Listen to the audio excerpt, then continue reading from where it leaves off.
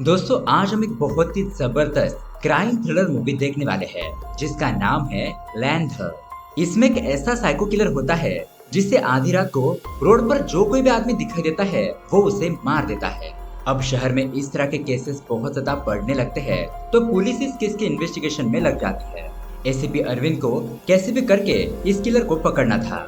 यहाँ पर हमें ये भी बात पता चलती है कि ऑफिसर अरविंद की पत्नी को अकेले रहने में बहुत ज्यादा डर लगता है। मतलब कि उसकी पत्नी को फोबिया जैसी बीमारी होती है, इसीलिए वो अपनी पत्नी को ज्यादा देर तक अकेला नहीं छोड़ता। तो दोस्तों ऐसे में ऑफिसर की पत्नी का सामना जब उस साइको किलर से होगा तब क्या होगा, और क्या ऑफिसर अरविंद इस साइको किलर को पकड़ पाएगा या नहीं, यही देखेंगे हम आज की कहानी में। ये एक कमाल की थ्रिलर मूवी है जो आपको जरूर पसंद आएगी, इसलिए वीडियो को एंड तक जरूर देखना। तो दोस्तों मेरा नाम है किरण और आप देख रहे हैं हॉरर बॉक्स मूवी। अगर आपको भी ऐसे ही क्राइम थ्रिलर मूवी देखना पसंद है तो हमारे चैनल को सब्सक्राइब जरूर कीजिए, क्योंकि हम आपके लिए ऐसे वीडियोस लाते रहते हैं। तो चलिए बिना किसी देरी के शुरू करते हैं आज की कहानी। की शुरुआत में शहर से दूर बने घर को दिखाया जाता है जहाँ पर डुप्लीकेट शराब बनाई जाती है। और दोस्तों यहाँ पर ये काम बड़े ही धड़ल्ले से चल रहा होता है। हमें पता चलता है कि ये काम राजू नाम का एक आदमी करवा रहा है और उसने पुलिस डिपार्टमेंट यहाँ तक कि मिनिस्टर वगैरह को भी खरीद कर रखा हुआ है, इसलिए कोई भी उसके काम में रुकावट नहीं डालता। लेकिन दोस्तों पास के पुलिस स्टेशन में नई भर्ती हुई एसीपी अरविंद को जब इस बात की भनक लगती है तो वो अपनी पुलिस की टीम के साथ वहाँ पर रेड मारने के लिए पहुँच जाता है। सारे लोग अरविंद को देखकर इधर उधर भागने लगते हैं, लेकिन अरविंद और उसकी टीम उन सभी लोगों को पकड़ लेते हैं। लेकिन शॉकिंग बात तो ये थी कि पकड़े जाने के बावजूद भी उन शराबी लोगों को जरा सा भी डर नहीं था कि उन्हें पुलिस ने पकड़ लिया है और उन्हें अब सजा होगी। बल्कि वो तो ऑफिसर अरविंद से कहते हैं कि हमारा बॉस राजू यहाँ पर आ जाएगा ना तो तुम्हारी हालत खराब हो जाएगी, इसलिए तुम्हारी भलाई इसी में है कि तुम यहाँ से चले जाओ, बड़ा आगे तुम्हारे साथ क्या होगा ये तुम सोच भी नहीं सकते। दोस्तों अब ऐसी बातें सुनकर अरविंद को तो और भी ज्यादा गुस्सा आ जाता है कि इन लोगों की इतनी हिम्मत कि ये लोग पुलिस के सामने ही खड़े होकर उन्हें ही धमका रहे हैं। और तभी वहाँ पर राजू पहुँच जाता है। वो अरविंद से कहता है कि मेरे आदमियों को पकड़ने की तुम्हारी हिम्मत कैसे हुई, तुम जानते नहीं हो क्या मैं कौन हूँ? अपने बाकी पुलिस वालों से पूछ, उनके घर के चूल्हे मेरे ही दिए हुए पैसे से जलते हैं। अब ये बात सुनकर अरविंद का तो पारा पूरा हाई हो जाता है और वो तो सीधा उसे मार पीट कर जेल के अंदर ही बंद कर देता है। जेल के अंदर से ही राजू अरविंद को धमकाने लगता है कि तुमने मेरे साथ ये अच्छा नहीं किया, देख लेना ये काम तुम्हें कितना भारी पड़ेगा। लेकिन अरविंद को तो इस बात का जरा सा भी डर नहीं था। वो अपने साथी ऑफिसर से कहता है कि राजू और उसके गुंडों पर कड़ी नजर रखना, मैं थोड़ी देर पर घर पर जाकर आता हूँ। अब उसके बाद यहाँ दूसरी तरफ हमें नकुल और मंजू नाम के कपल को दिखाया जाता है। यहाँ पर नकुल एक IT कंपनी में नाइट की ड्यूटी करता है और वो अपनी पत्नी के साथ खुशहाल जीवन गुजार रहा होता है। अब यहाँ दूसरी तरफ ऑफिसर अरविंद अपने घर पर पहुंच जाता है। अरविंद को देखकर उसकी पत्नी टीना बहुत ज्यादा खुश हो जाती है। यहाँ पर हमें पता चलता है कि टीना को एग्रोफोबिया है, वो छोटी छोटी चीजों से बहुत ज्यादा चिंतित हो जाती है और जैसे उसे बहुत ज्यादा डर लगता है वो कुछ ही देर में बेहोश भी हो जाती है। इसलिए अरविंद जितना हो सके ड्यूटी के टाइम पर भी अपनी पत्नी को फोन करके उससे बातें करते रहता है ताकि टीना को कभी अकेला महसूस ना हो। अब दोस्तों उसके बाद हम रात के 11:30 बजे का सीन देखते हैं जहाँ पर न्यूज के जरिए बताया जाता है कि अभी अभी सूचना मिली है कि शहर में एक साइको किलर घूम रहा है जिसके हाथ में एक सोल्ड हथियार है और वो रास्ते पर जिसे भी देखता है उसके ऊपर हमला कर देता है। अब तक 3 लोग इसके हमले में घायल हो चुके हैं, इसीलिए शहर के निवासियों को अनुरोध है कि कृपया रात के समय घर से बाहर ना निकले, वरना अगर आप देर रात तक बाहर निकलते हैं तो इस साइको किलर का आप शिकार बन सकते हैं। तो दोस्तों अब ऐसे ही एक कांस्टेबल अपनी बाइक से स्टेशन की तरफ जा रहा होता है, तभी अचानक उसके सामने वो साइको किलर आ जाता है जो धीरे धीरे करके उस कांस्टेबल की तरफ बढ़ने लगता है। अब ये देखकर वो कांस्टेबल बहुत ज्यादा डर जाता है और तुरंत ही वहाँ से स्टेशन जाने के लिए निकलता है। स्टेशन आने के बाद पुलिस वालों को भी साइको के बारे में बताता है, इसलिए अब सभी पुलिस वाले उस साइको किलर को पकड़ने के लिए निकलते हैं। काफी देर तक शहर में घूमने के बाद पुलिस वालों को वो साइको सड़क में जाता हुआ दिखाई देता है। अब सभी पुलिस वाले करीब करीब 6 लोग होंगे वो साइको किलर को पूरी तरीके से घेर लेते हैं। लेकिन दोस्तों वो साइको पुलिस वालों के ऊपर ही हमला करना शुरू कर देता है और 6 पुलिस वाले भी उस अकेले साइको किलर के सामने टिक नहीं पाते। ऐसा लग रहा था जैसे कि वो कोई इंसान नहीं बल्कि कोई शैतान हो जिसके अंदर अजीब सी काली शक्तियां आ गई हो। अब उसके बाद हमें रात के 8 बजे का सीन दिखाया जाता है जब नकुल अपने ऑफिस के लिए निकल चुका था।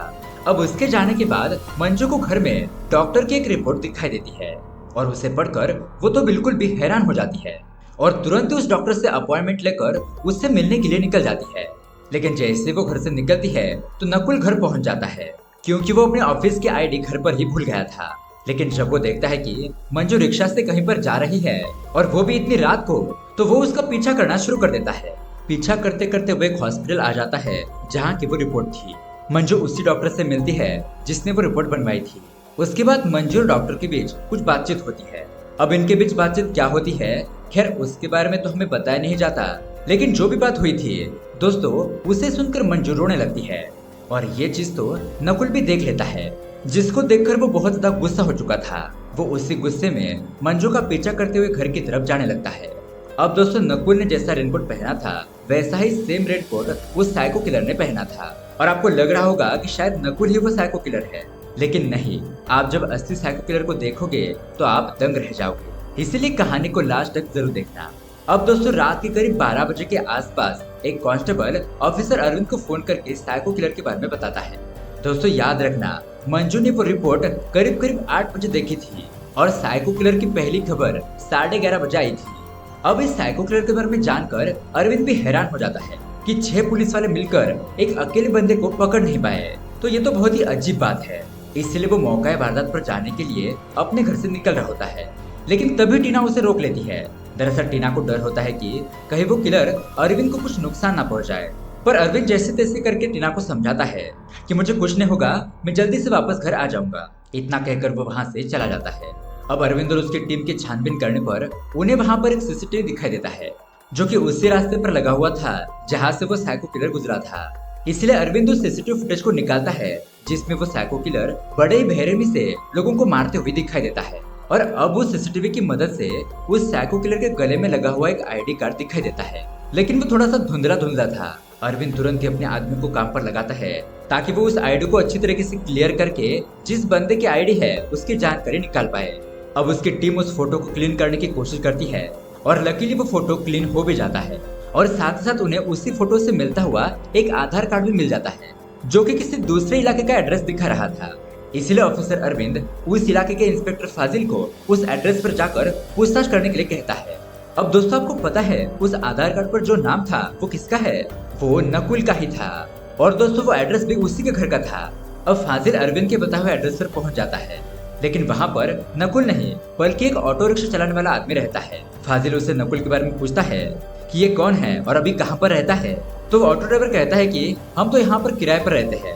इस घर के असली मालिक नकुल के माता पिता है, जो कि किसी गांव में रहते हैं, और नकुल अपनी पत्नी के साथ किसी दूसरे शहर में चला गया है, लेकिन फिलहाल वो कहाँ पर रहता है ये उसे मालूम नहीं था। अब दोस्तों, वो आदमी कहता है कि मैं आपको नकुल के एक दोस्त अर्जुन से मिलवा सकता हूँ, वो इसी बाजू की गली में रहता है। आप तब तक यहाँ पर बैठकर चाय पीजिए, मैं अर्जुन को बुला कर लाता हूँ। अब दोस्तों, इस पर फाजिल मान जाता है। तो दोस्तों, यहाँ दूसरी तरफ अरविंद जब आगे बढ़ रहा था कि तभी रास्ते पर उसे कुछ लोग आपस में लड़ाई झगड़ा करते हुए दिखाई देते हैं। अब अरविंद को पता चलता है कि कुछ लोग महिलाओं के भेष में यहाँ से गुजरने वाले लोगों को लूटने का काम करते हैं। इसीलिए गुस्से में आकर पब्लिक ने आज उन्हीं लोगों को पकड़कर पीटना शुरू किया। और दोस्तों, अरविंद भी कम नहीं था, वो भी बच्चे कुछ कसर पूरी कर देता है। उन लोगों को पकड़कर बहुत ही अच्छी तरीके से धुलाई करता है।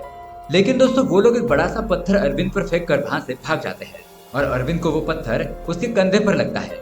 इसलिए अरविंद तुरंत ही अपनी पट्टी करवाने के लिए पास के क्लिनिक जाता है। लेकिन दोस्तों, इसी बीच टीना बार बार अरविंद को कॉल कर रही थी, क्योंकि उसे बहुत ज्यादा डर लग रहा था। लेकिन अरविंद उसका कॉल उठा नहीं पाता, क्योंकि उसने अपना फोन गाड़ी में ही छोड़ दिया था। यहाँ दूसरे और पुलिस स्टेशन में इंस्पेक्टर राजू देवा उसके आदमियों से कहता है कि तुम्हें क्या जरूरत थी अरविंद को बताने की कि तुम्हारी वजह से हमारे घर का चूल्हा जलता है। मैं कैसे भी करके तुम्हें यहाँ से बाहर निकाल ही देता, खामखा तुमने ये मामला और भी ज्यादा खराब कर दिया। जिसके बाद वो इंस्पेक्टर राजू और उसके आदमियों को जेल से रिहा कर देता है और अरविंद को फोन करके बहाना बनाते हुए कहने लगता है कि राजू और उसके आदमियों ने मुझ पर हमला करके जेल से भाग गए। अब दोस्तों, बेचारे अरविंद के दिमाग से उस साइको किलर की टेंशन नहीं गई थी कि यहाँ पर देवा ने उसको एक और मुसीबत बता दी। इसलिए अब अरविंद अपनी टीम के साथ सबसे पहले राजू और उसके आदमियों का पीछा करता है। अब ये देखकर राजू अपनी गाड़ी को तेज चलाते हुए उसे बचने की कोशिश करता है, लेकिन इसी कोशिश में वो एक बंदे को ठोक देता है, जिसकी वजह से वो बंदा वहीं पर मर जाता है। अब वो बंदा ठीक वैसे ही रेनकोट पहनकर शोल को ले जा रहा था। उसे देखकर अरविंद को लगता है कि कहीं ये वो साइको किलर तो नहीं जो इस एक्सीडेंट में निपट गया, लेकिन उस आदमी का चेहरा सीसीटीवी में मिले आईडी से मैच नहीं हो रहा था। और ये देखकर अरविंद समझ जाता है कि ये वो साइको किलर नहीं है, अब उसके बाद अरविंद और बाकी के पुलिस वाले राजू और उसके बाकी के आदमियों को पकड़ लेते हैं। और दोस्तों, अब तो राजू के ऊपर हत्या का भी आरोप लगेगा। राजू ने तो जेल से भागकर अपने ही पैरों पर कुल्हाड़ी मार ली। तभी उसी वक्त ऑफिसर अरविंद को उसके साथी फोन करते हैं और बताते हैं कि हमने नकुल का करंट एड्रेस ढूंढ लिया है जहाँ पर वो अभी रहता है। इसलिए अरविंद अपनी टीम को लेकर नकुल के करंट एड्रेस पर जाने के लिए निकल जाता है। अब नकुल के घर पर आने के बाद उन्हें घर पर कोई भी दिखाई नहीं देता। ये देखकर पुलिस वाले बिल्कुल भी हैरान हो जाते हैं कि दरवाजा भी खुला है और घर के अंदर कोई मौजूद भी नहीं है। आखिरकार घर के लोग गए कहाँ? अब उसके बाद उन्हें घर के बाहर एक भिखारी दिखाई देता है जो कि अक्सर खाना मांगने के लिए नकुल के घर पर आया करता था। वो पुलिस वालों को बताता है कि करीब रात के 8 बजे मैडम घर के अंदर गई थी। उसके पीछे पीछे सर भी अंदर गए थे और दोनों के अंदर जाने के बाद बहुत चिल्लाने की आवाज भी सुनाई दे रही थी। जिसके बाद सर रेनकोट पहनकर घर के बाहर आए, जिनके हाथ में शॉवल था और रेनकोट से चेहरा ढका हुआ था। इसलिए मैं कंफर्म तो नहीं कह सकता कि वो सर ही थे या फिर कोई और, लेकिन वो जो भी था वो सामने वाले रास्ते से चला गया। इससे ज्यादा मुझे और कुछ नहीं पता। अब ये सारी बातें सुनकर पुलिस वालों को लग रहा था कि कहीं नकुल ने अपनी पत्नी की शॉवल से हत्या तो नहीं कर दी। हो सकता है कि वो अपनी पत्नी को मारने के बाद दूसरे लोगों का शिकार करने के लिए चला गया होगा, क्योंकि शायद नकुल दिमागी रूप से कमजोर होगा। ऐसा सभी पुलिस वाले सोच रहे थे। तो यहाँ दूसरी तरफ एक प्रेग्नेंट महिला रात को अपने घर की ओर जा रही थी। तभी दो बाइक पर सवार आदमी उसका पर्स छीनकर वहां से भागने की कोशिश करते हैं, लेकिन इसी बीच वहां पर वो साइको किलर आ जाता है और उन दोनों बदमाशों पर हमला कर देता है। और इसी लड़ाई के दौरान वो रेनकोट उसके चेहरे से हट जाता है। और यहाँ पर आता है बहुत बड़ा ट्विस्ट। हमें पता चलता है कि ये साइको किलर नकुल नहीं बल्कि उसकी पत्नी मंजू है। दोस्तों, मंजू के पास तो बड़ी ही ताकत है, एक ही हमले में अच्छे अच्छे लोगों को ढेर कर देती है। लेकिन ये कैसे हो सकता है? आखिरकार मंजू ऐसी कैसे बनी, ये हमें थोड़ी देर में पता चलेगा। अब वो दोनों आदमी वहाँ से भाग जाते हैं और मंजू उस प्रेग्नेंट महिला को कुछ भी न करते हुए वहाँ से चली जाती है। यहाँ दूसरी ओर अर्जुन फासिल के पास आकर उसे कहता है कि क्या हुआ सर, नकुल ठीक तो है ना? वो तो बहुत ही सीधा साधा लड़का है, लेकिन उसकी पत्नी बहुत ही खतरनाक है। अब फाजिल उसे मंजू की सारी हिस्ट्री पूछता है, जिस पर अर्जुन बताने लगता है कि सर, मंजू बचपन से ही ऐसी है। उसे छोटी छोटी बातों पर बहुत ही ज्यादा गुस्सा आ जाता है, यहाँ तक कि उसका खुद पर भी कंट्रोल नहीं रहता। जब वो 8 साल की थी तब मूवी में उसने हत्या वाला सीन देखा और ये देखकर उसने अपने छोटे भाई के मुंह पर तकिया रखकर उसकी जान ले ली। जब मंजू के माता पिता को इसके बारे में पता चला तो वो तो बेचारे एकदम से टूट ही गए। उनको यकीन नहीं हो रहा था कि उनकी बेटी ऐसा कर सकती है। उनकी बेटी ने ही अपनी छोटी बहन की जान ले ली। फिर उन्होंने अपने दिल पर पत्थर रखकर इसको एक हादसा समझ लिया, क्योंकि अपने बेटे को खोने के बाद वो अपनी बेटी को खोना नहीं चाहते थे। उसके बाद मंजू जैसे जैसे बड़ी होती गई, उसकी इस तरह की शैतानी हरकतें खत्म नहीं हुई, बल्कि वो तो और भी ज्यादा बढ़ गई। इसी बीच उसे पड़ोस में ही रहने वाले नकुल से प्यार हो गया। दोनों के बीच में संबंध भी बने, जिससे मंजू प्रेग्नेंट हो गई। लेकिन इसके बारे में मंजू के माता पिता को पता नहीं था। और अब एक दिन पड़ोस की महिला ने मंजू और नकुल की प्रेगनेंसी की बात सुनी और उसने यही बात मंजू के पिताजी को जाकर बता दी। उस टाइम पर वो 4 महीने की प्रेग्नेंट थी। अब मंजू के पिताजी एक इज्जतदार घराने से ताल्लुक रखते थे और अगर लोगों को पता चल गया कि उनकी बेटी शादी करने से पहले ही प्रेग्नेंट हो गई है तो समाज में उनकी क्या इज्जत रह जाएगी। यही सोचकर उन्होंने मंजू का अबॉर्शन करवाने का फैसला किया। वो उसे डॉक्टर के पास लेकर जाते हैं, लेकिन डॉक्टर मंजू के माता पिता को समझाने लगती है कि देखिए, बच्चा 4 महीने का है, अगर अभी अबॉर्शन करवाया तो आगे चलकर कुछ भी प्रॉब्लम हो सकती है। लेकिन मंजू के माता पिता को इस चीज से कोई भी फर्क नहीं पड़ रहा था। इस तरह से उन्होंने जबरदस्ती मंजू का अबॉर्शन करवा दिया। लेकिन इस घटना की वजह से मंजू बहुत ही गहरे सदमे में चली गई। मतलब कि वो पागलों जैसी हरकतें करने लगी। वो दिमाग से अनस्टेबल हो गई और उसने अपने माता पिता को ही धक्का देकर ट्रक से नीचे कुचल दिया और उन दोनों की तो ऑन द स्पॉट मौत हो गई। अब ये अपराध करने की वजह से मंजू को जेल हुई, लेकिन नकुल जो उससे बहुत ज्यादा प्यार करता था उसने अपना सब कुछ बेचकर मंजू की बेल करवाई। वो उसे अपने साथ रखने लगा और उसका ख्याल रखने लगा। अब ऐसे ही दिन बीतने लगे, लेकिन मंजू की दिमागी हालत में कोई भी सुधार नहीं आ रहा था। पर दोस्तों, धीरे धीरे नकुल के प्यार ने मंजू को बदल दिया। वो दोबारा से नॉर्मल हो गई और सीधे तरीके से जिंदगी बिताने लगी। यहाँ पर बात ये थी कि डॉक्टर ने नकुल को सख्त चेतावनी दी थी कि अगर मंजू को दोबारा से उसकी पुरानी चीजें याद आ गई तो उसे फिर से नॉर्मल करना बहुत ज्यादा मुश्किल हो जाएगा। अब दोस्तों, ये सारी इन्फॉर्मेशन सुनकर ऑफिसर कासिल के पैरों तले जमीन खिसक जाती है। वो सोचने लगता है कि ये तो बड़ी ही खतरनाक लड़की है। अब यहाँ हम दूसरी तरफ देखते हैं, अरविंद जैसे ही नकुल के घर के टेरेस पर आता है तो उसे वहाँ पर नकुल दिखाई देता है, जिसकी हालत बहुत ही खराब हो चुकी थी। मतलब कि मंजू ने उसके ऊपर भी हमला कर दिया था, जिसकी वजह से नकुल बहुत ही बुरी तरीके से घायल हो चुका था। उसकी हालत देखकर नकुल को तुरंत ही हॉस्पिटल भिजवा दिया जाता है। और दोस्तों यहाँ पर हमें पता चलता है कि पास्ट में नकुल मंजू का पीछा करते हुए गुस्से में घर आया था, तो असल में वो गुस्से में नहीं था बल्कि वो टेंशन में था कि कहीं मंजू ने वो रिपोर्ट देख तो नहीं ली, जिससे कि उसे अपने पास्ट के बारे में पता चल सकता था। और बेचारे नकुल को जिस बात का डर था वही होता है। मंजू ने वो रिपोर्ट देख ली और बच्चे को चिकित्सक डॉक्टर ने मंजू को सारी बात बताकर पूरी कर दी। अब ये सारी बातें पता चलने के बाद मंजू की दिमाग हालत फिर से बिगड़ गई और इसीलिए उसने नकुल पर हमला कर दिया। फिर वो शॉवर लेकर बाकियों को मारने के लिए निकल गई। लेकिन दोस्तों उस रिपोर्ट में ऐसा क्या था, ये हमें थोड़ी देर में पता चलेगा। अब ऑफिसर फाजिल मंजू की सारी सच्चाई अरविंद को बता देता है। इसीलिए दोस्तों अरविंद उस डॉक्टर के पास जाने के लिए निकल जाता है जिसके पास मंजू गई थी, ताकि ये जान सके कि उस डॉक्टर ने मंजू से ऐसा क्या कहा था जिसकी वजह से वो फिर से अपना होश खो बैठी। अब उसके अगले सीन में हम देखते हैं टीना न्यूज देखती है, जहाँ पर बताया जाता है कि कुछ लोगों ने अरविंद के ऊपर हमला कर दिया। और ये न्यूज देखकर अरविंद की पत्नी टीना बहुत ज्यादा घबरा जाती है। वो अपना फोन भूलकर पड़ोसी के घर पर दस्तक देने के लिए जाती है। रात के करीब करीब 3 बजने वाले थे और बेचारी पड़ोसी भी जल्दी से बाहर आती है। अब टीना घबराते हुए उसे सारी बात बताती है और इसलिए उसकी पड़ोसी सबसे पहले एम्बुलेंस को बुलाती है ताकि पहले टीना को एडमिट करवाया जाए, वरना ये कहीं रास्ते में ही बेहोश हो गई तो बेचारे अरविंद को अपने काम के साथ साथ टीना की भी टेंशन हो जाएगी। और दोस्तों ये पड़ोस में जो महिला रहती थी उसे टीना की बीमारी के बारे में पता था।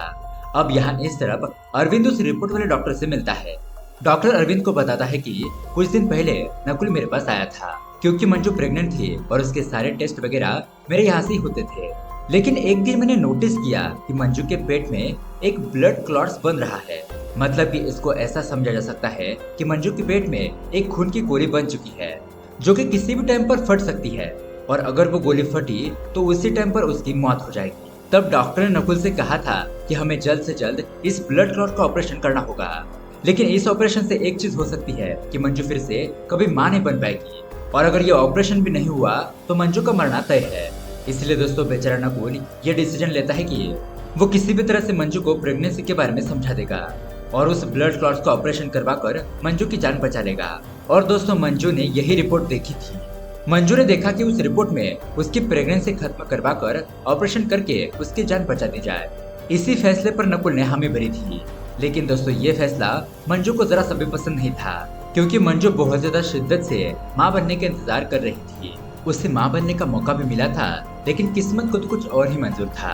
उसे लगा कि नकुल उसके माता पिता की तरह ही उसके बच्चे को मारना चाहता है, और इसी चीज की वजह से उसे उसका अबॉर्शन याद आ गया जो उसके माता पिता ने करवाया था। अब इसी कारणवश मंजू का खुद के ऊपर कंट्रोल खत्म हो गया और उसने सबसे पहले बेचारे नकुल की ही धुलाई कर दी। अब यहाँ इस तरफ अरविंद अपने बाकी के साथियों से कहता है कि मुझे कलेक्टर की तरफ से मंजू को शूट करने का ऑर्डर मिला है, इसलिए तुम सभी लोग उसे देखते ही शूट कर देना, जिसके लिए सभी लोग मान जाते हैं। तो वही बेचारे हम टीना को देखते हैं जो रात को डरते हुए एम्बुलेंस की तरफ जा रही थी, लेकिन वहां तक जाने से भी उसे काफी ज्यादा डर लग रहा था। अब मेन रोड पर एम्बुलेंस वाला इंतजार करते करते थक जाता है और वहां से चला जाता है, और तभी अचानक से टीना के सामने से एक तेज रफ्तार से गाड़ी गुजरती है, जो कि अचानक से टीना के सामने आने पर ब्रेक तो लगा देती है, लेकिन उसे देखकर टीना बहुत ज्यादा डर गई थी। वो वहीं पर बेहोश होकर गिर जाती है। उस गाड़ी के अंदर कुछ लड़के मौजूद थे जो कि मस्ती करने के लिए बाहर निकले थे। वो अपनी कार से उतरकर टीना को देखते हैं और घबरा जाते हैं, सोचने लगते हैं कि कहीं ये लड़की मर तो नहीं गई। लेकिन दोस्तों तभी वहां पर मंजू पहुंच जाती है और उसको देखकर वो सारे लड़के वहां से डर के मारे भाग जाते हैं। उनकी गाड़ी तो वहीं पर छूट जाती है। तभी यहाँ पर मंजू के पेट में अचानक से दर्द भी शुरू हो जाता है।